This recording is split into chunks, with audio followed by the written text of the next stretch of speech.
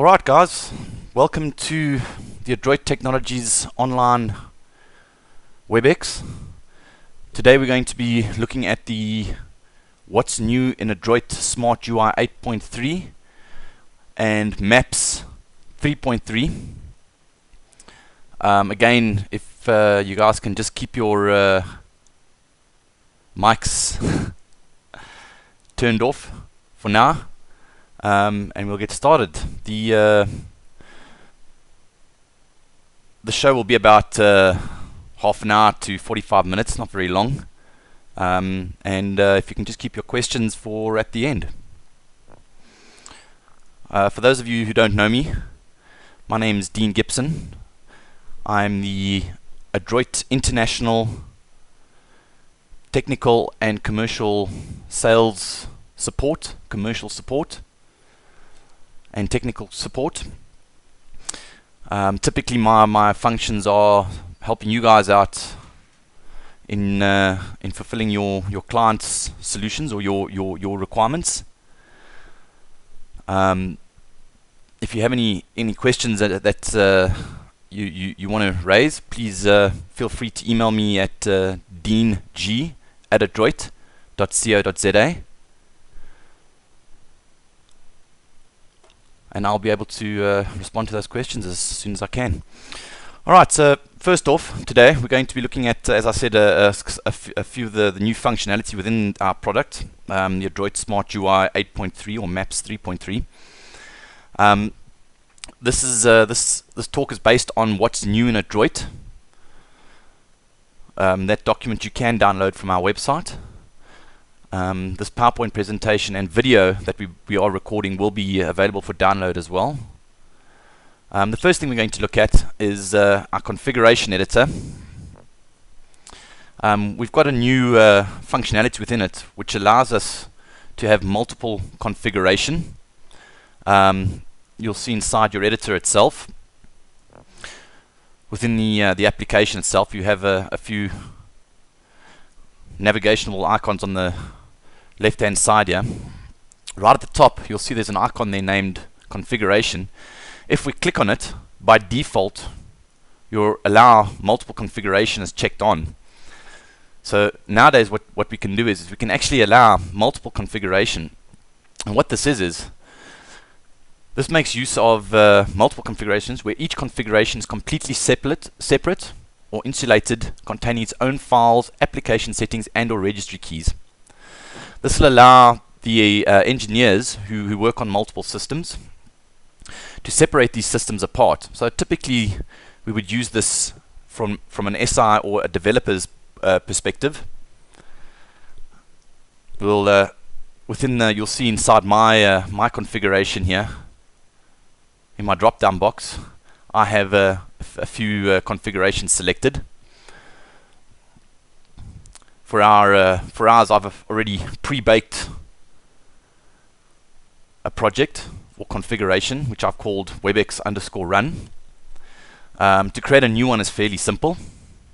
What we do is we click on the add button over here, which then allows us to supply a name, which we can then give this name this new configuration a name. I can then go along and base this new project on pre-existing projects as well. So one of the great uses of this is if I have a library that I like to use across all of my projects. For example, if I predominantly work in the water industry, water reticulation industry, and I have developed a set of standards for that, graphics and agents, we can then set up a default project which I can then base any other project on. In our case though, we're just going to I'm just going to uncheck that. We're just going to create a blank project. You can also see that we also can include our templates and examples as well if we wish, or we can uncheck that.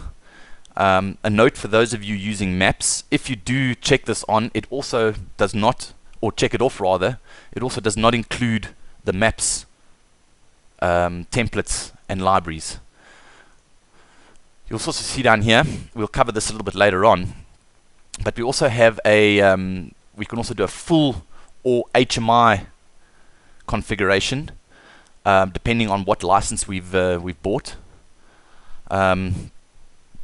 If we actually look at that, the Adroit has introduced a reduced functionality, low-cost version of our SCADA software.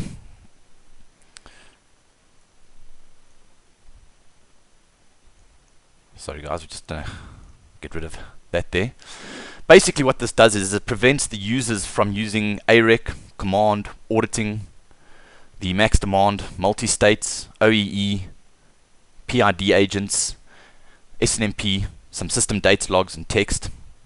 And also the agent server can only be run in a standalone configuration. This is the HMI. As I said, it is a reduced cost. So which we can then enable or disable over here when we create our project.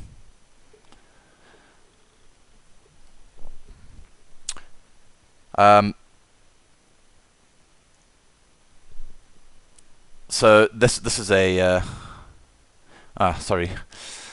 If for those of you that can't hear me, please just check your audio configuration. Hopefully that should rectify the. Or alternatively, you can dial into the UK number provided on the invitation.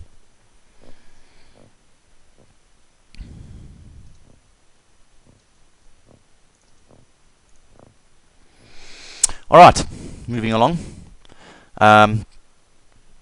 Once I hit the OK button over here, after I've configured my project, a new configuration will now be available to me.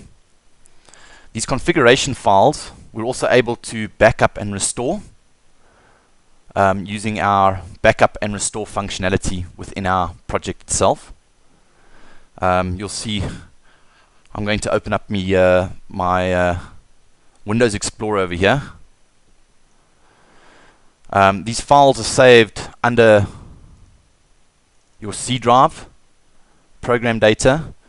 You'll see that in the program data, this is a new Windows standard compatibility where projects are saved inside our program data.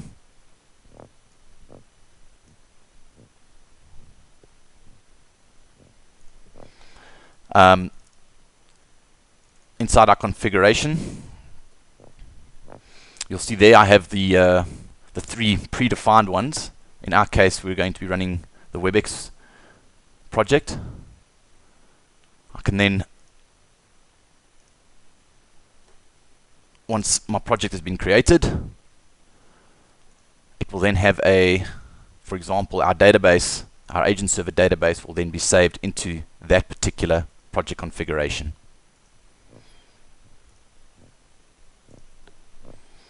Alright, so moving back to our WebEx one. As I said, there's also a backup and restore of this particular project depending on the selected project, which we can then either restore from an existing file, or we can backup and create a new zip file. In this case, it'll give you a zip file with a date time stamp on it.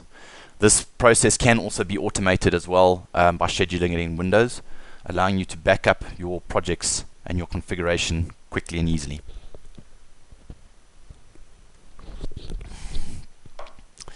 Within our configuration as well, we're also implemented a new security standard based on the United States Food and Drug Administration guidelines for electronic records and electronic signatures. Typically what this does is this allows us to have auditing functionality within the product as well, the designer and the operator. So any set points that are changed or any values that are changed, we can audit those values. We can also have authorization functionality on that particular data as well. The way we implement this is we go to our server security,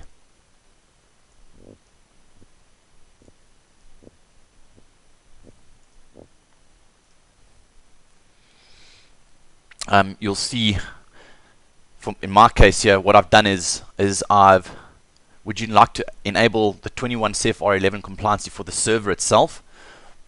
I've turned mine off, but typically what this does is this will lock down the physical servers themselves, so no third-party applications will have access to that server via our APIs or our DLLs, etc. I've also enabled auditing on our server.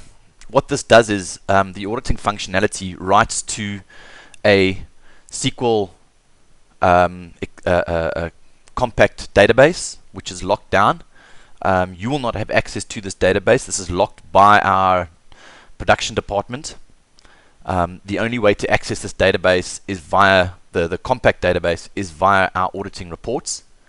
Alternatively, what we can also do is we can also create a string or a connection string to our SQL server,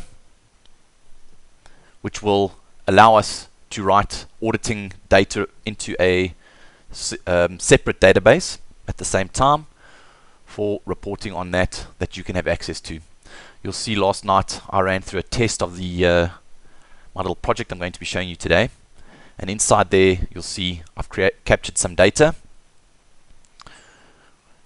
So we create a date time stamp, what server it was logged onto, what the source was, in this case it's the Adroit data source, what data element was changed. In this case I'm just using the standard sample analog that is created when you create your WGP file by default.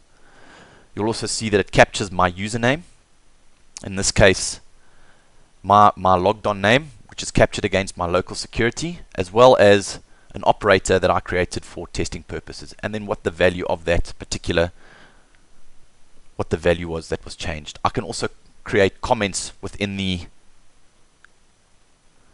database when I capture this particular information.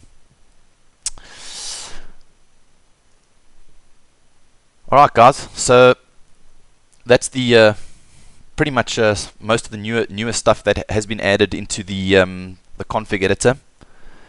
As I said before, this is based on the what's new in Adroit, so there are a few other smaller little functionalities. If you guys want to go through the configurator a little bit more, I would recommend downloading the what's new in Adroit and having a look through that document for further information on the config editor. Alright, moving on to our designer. Inside our designer, for those of you familiar with it, you'll see that we have our enterprise manager here. We've now got a new, when creating a project, we can now base this new project on predefined styles and navigation. We do this by checking on, when we're creating a new project, we check on our show project navigation and style configuration, which now allows us to select one of the example navigations. I can base my project on that navigation there by selecting the different navigation types. So we can go and select a navigation template button. We can also have a navigation theme as well. So we can select a list of predefined colors within our themes. Just a note here, gentlemen, for those of you, there's a new standard coming out, an ISO 101 standard based on high performance HMIs. Their recommendation is for using grayscales in your design environment or in your themes.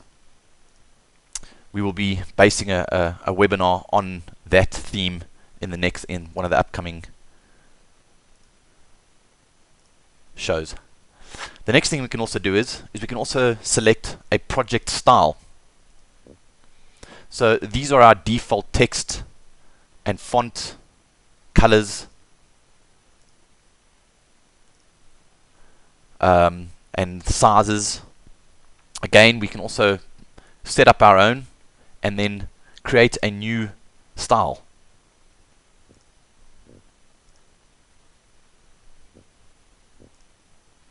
We can also have predefined graphic form sizes. So when creating new projects, we can then go along and add new graphic forms, and they are pre-configured for us based on the navigation and style configuration. Okay.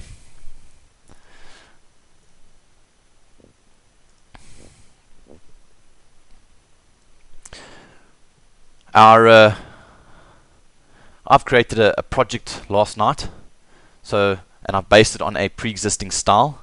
I can either use, when creating a new graphic form, I can either use just a new normal standard default graphic form, or we can base it on the style of our style sheet, a new graphic form on our style sheet, based on our style sheet.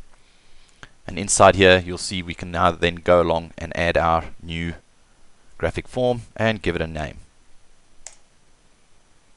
And once we place a label on, it will then have those styles that we have created in our style sheet. Alright, gentlemen, moving on to our data element security. The CFR11 allows us, as I said before, to either track changes or enable auditing. I've gone ahead and set that up already for us. Within my design environment, the way we do this is we browse to our agent that we wish to work with. In this case, our sample analog is the one I'm going to be working with. We can then go and right click on the object that we wish to apply our security to. And for those of you that have worked with security before, we can now go along, and you'll see that down at the bottom we now have a new area that we work with. The first one is our audit rights. This is if we want to track any changes made to that value. So when we change that value from the graphic form itself, it will then be written to our SQL compact database, and in our case, because I've set up a connection to a second SQL database, I will then write those changes to that.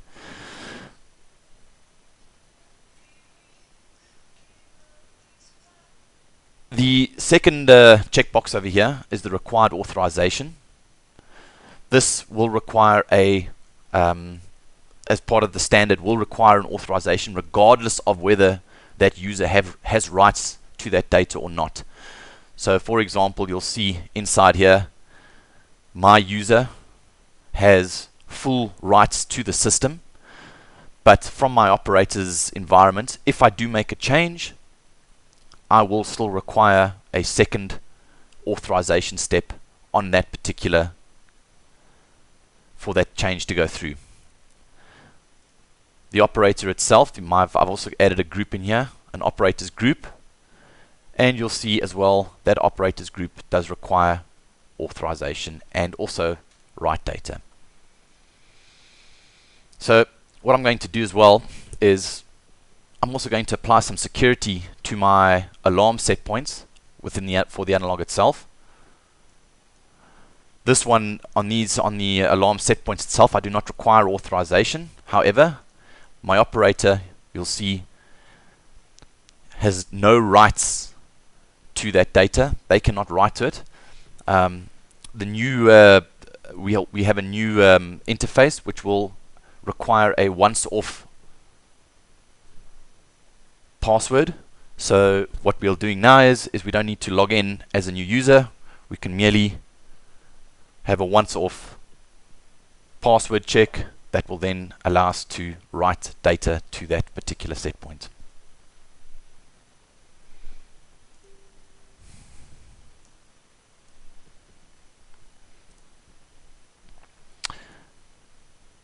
Once we've required authorization, we will also need to have a mechanism that will allow us to have to assign, give that authorization to that data element for its change.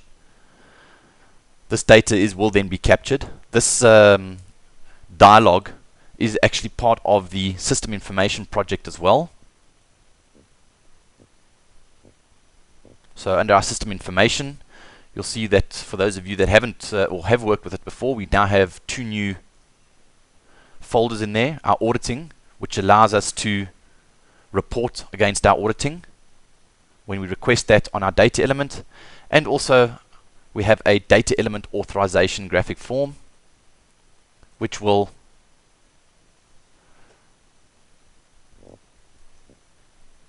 allow us to authorize any changes that have been requested on our form itself. As I said before, this is all part of the CFR 11 standard. Moving on to our wizards. Individual wizards can now be previewed inside our designer environment itself. We can also, from those previewed wizards, we can also drag those wizards directly onto our graphic form. So what I'm going to do is, I'm just going to open up a graphic form that I prepared last night for us. And you'll see in my project, I've also created a simple analog faceplate itself. So from our preview graphic forms, you'll see that here is our simple analog wizard. I can now drag this wizard from my preview area and just drop it directly onto my graphic form. Inside that graphic form, you'll then see that we have a substitution. I'm going to just use my sample analog for that substitution itself. One of the other functionalities that we also have, which I'll show a little bit later, is we can now also put in static text within our wizards itself. These are designated by our colors within the substitution assignment dialog window. So yellow is for static, and green shows us that we have a valid dynamic tag that has successfully been subscribed to. Oh, we've got to put in a static. We'll just put a text in there. See? Okay.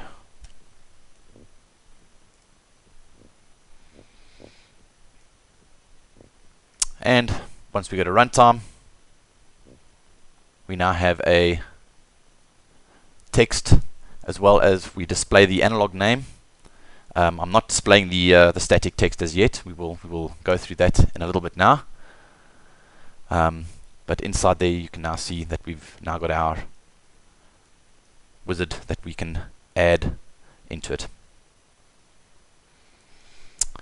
One of the other newer functionalities that we've added within our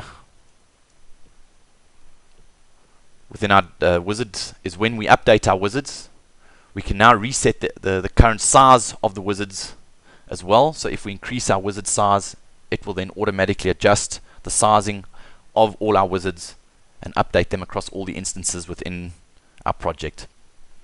So what I'm going to do is I'm just going to go along. I'm just going to go and edit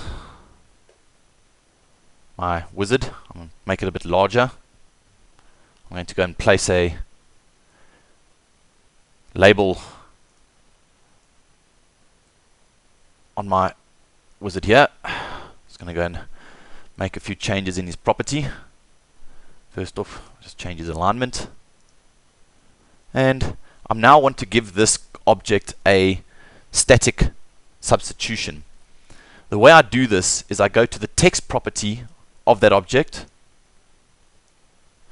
and using the syntax for our substitution, which is our curly brackets, I can then go along and say and add in a description here, or descriptor as we call it.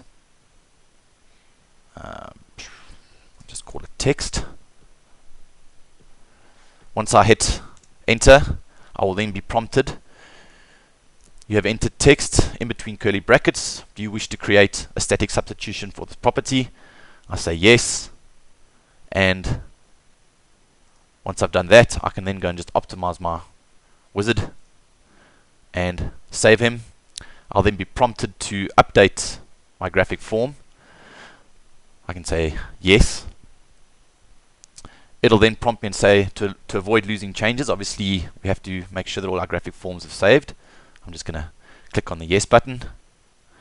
It'll then prompt me and ask me for which project I wish to check for this current wizard substitution.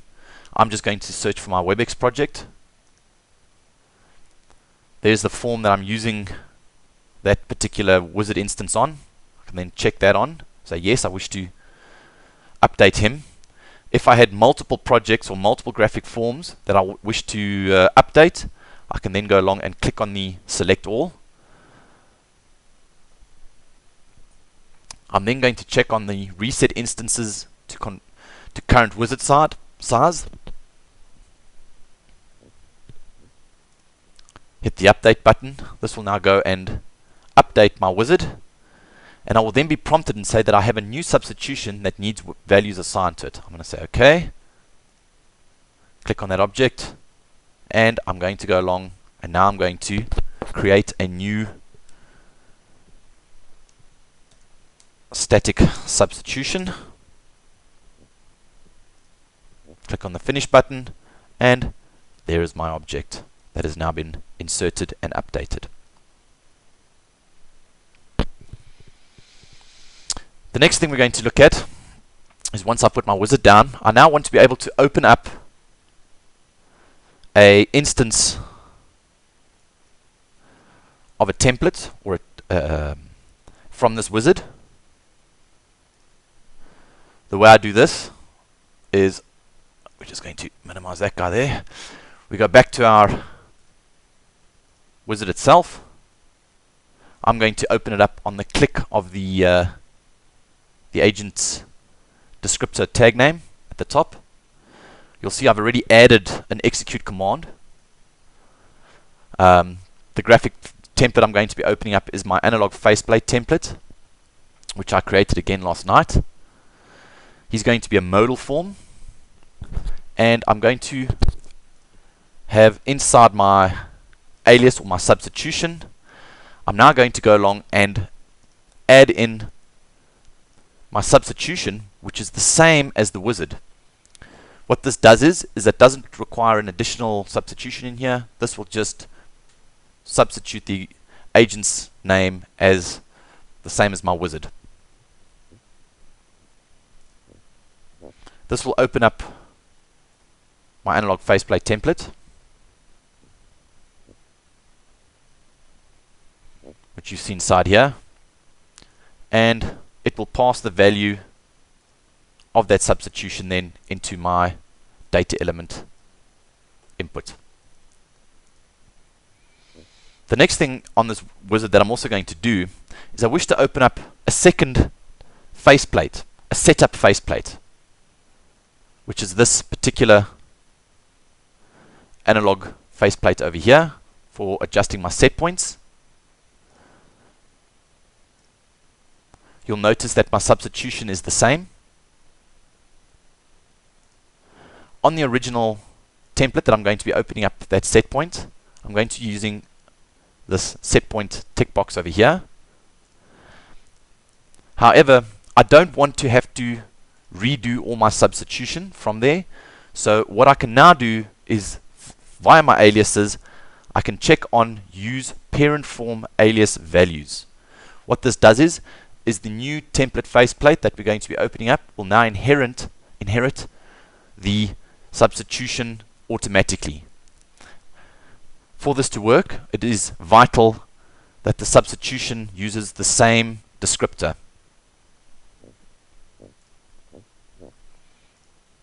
So to test this, I'm going to run my operator.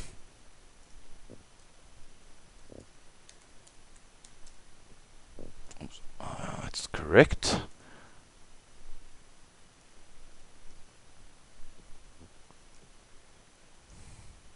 I'm going to go along, open up my graphic form. Oops, we need to save him.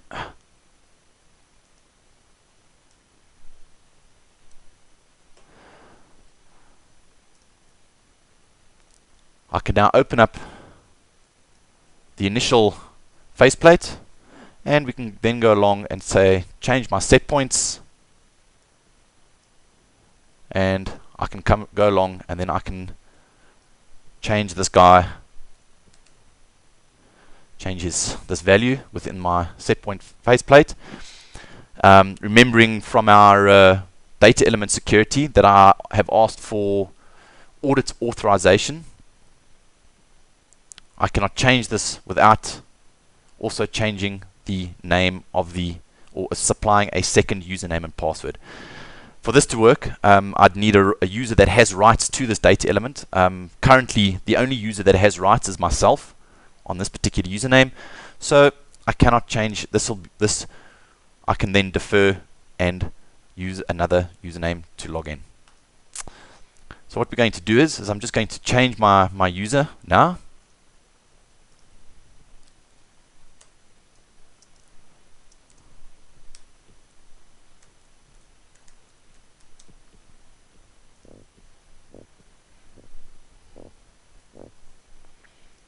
You'll see that our operator 1 has now logged in. I'm then going to go along to change one of these set points. I'm going to make him 500. Now this user, operator 1, currently there's no user that is available for him to log in. So what he's going to do is he's going to what is referred to as defer this change. If I then come along to my user interface and I log into my user interface,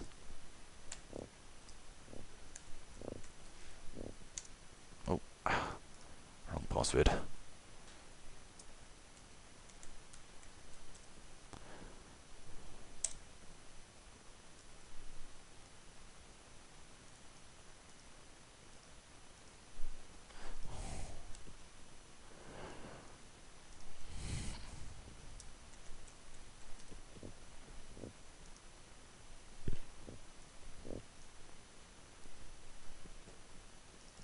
Open up the graphic form again,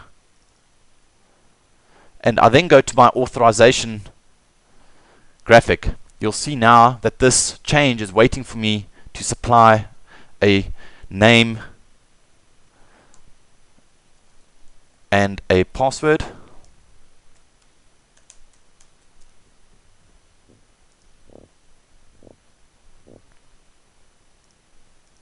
And my value has now been changed.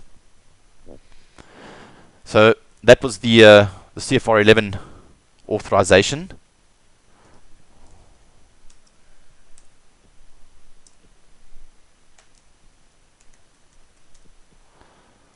If we go back to the operator login, and remembering that again, the set points require my operator has no right to change my set points, my alarm set points. So if I come along and now I request a change on my set point, I will then not be used for a authorization, but a user rights elevation. So in this case, we're just going to use our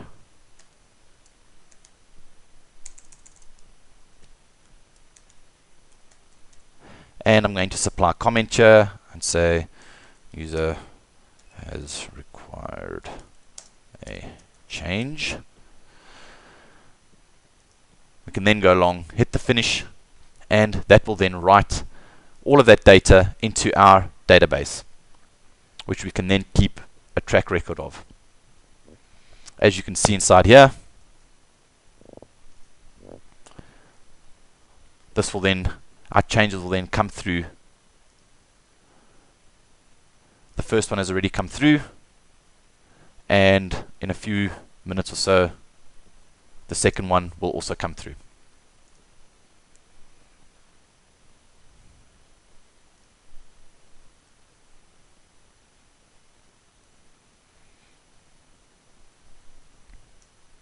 One of the other new functionalities as well is we are now able to access our shapes, wizards, and examples from the ribbon bar at the top of our designer. Every time you select this, it will go through, read everything inside that wizards database. Again, this is entirely up to the user if he wants to expand on this wizards and examples database. You're more than welcome to do that and add your own examples within the database itself. It will then come along, and you can then go along and browse, for example, for electrical, graphic form examples, process symbols, or static graphics, which we can then go and browse our sub folders for. So in this case, we can browse in an object and quickly add data or objects into our graphic form quickly.